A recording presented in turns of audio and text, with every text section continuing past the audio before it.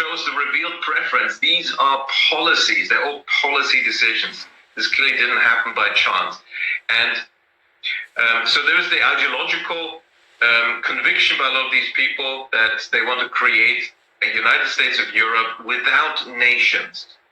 And if you read all the official statements, publication, all official, nothing secret, it's all out in the open by the European Union and even its predecessor organizations, it's always been about ever closer union, ultimately one state without countries. And what does that mean? Because, of course, the majority of the people in Europe don't want that.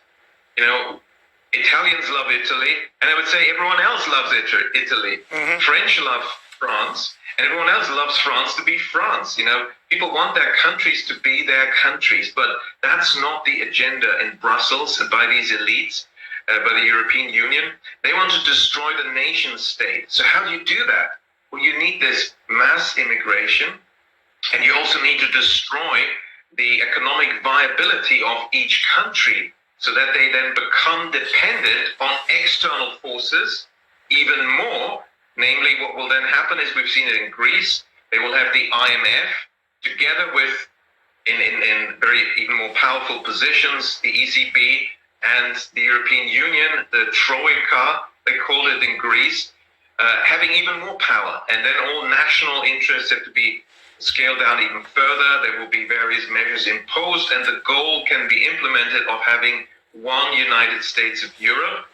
That is clearly the institutional political agenda, and it's so well documented that it's shocking.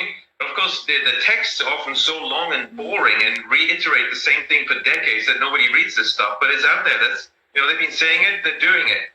This is the reality. And then we have the totalitarian control agenda at the same time being accelerated, digital control, and that's where the central bank digital currency proposal comes in, the digital euro, digital pound in the UK.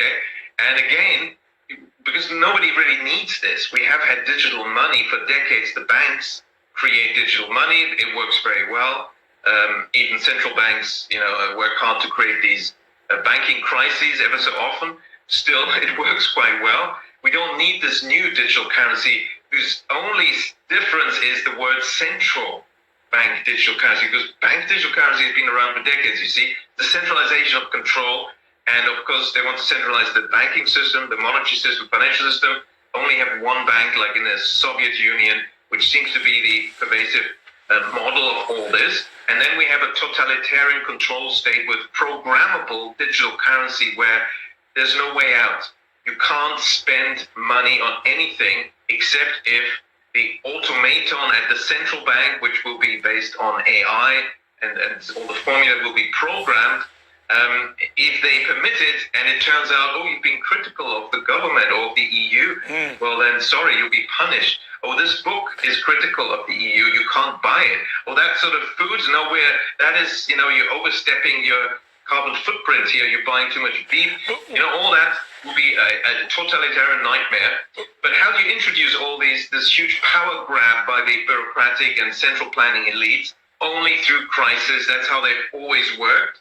And that's exactly what we're witnessing now. They're creating these crises that they had to follow from their policy decisions. It's not a surprise. It's all very predictable. And the result seems to be, sadly, what they wanted to achieve. And that's what most people need to wake up to.